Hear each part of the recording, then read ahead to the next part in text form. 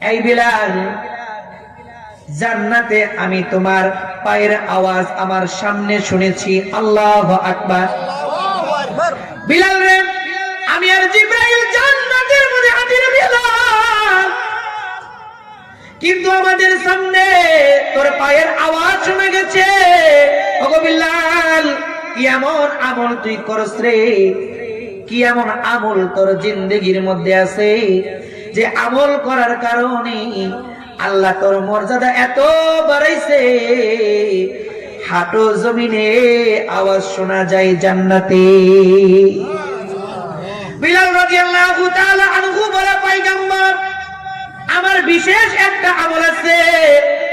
ওই যে যেদিন কালেমা পড়ে মুসলমান হয়েছি, ওই দিন থেকে আজ পর্যন্ত যখনই আমার ওযু ছুটে যায়,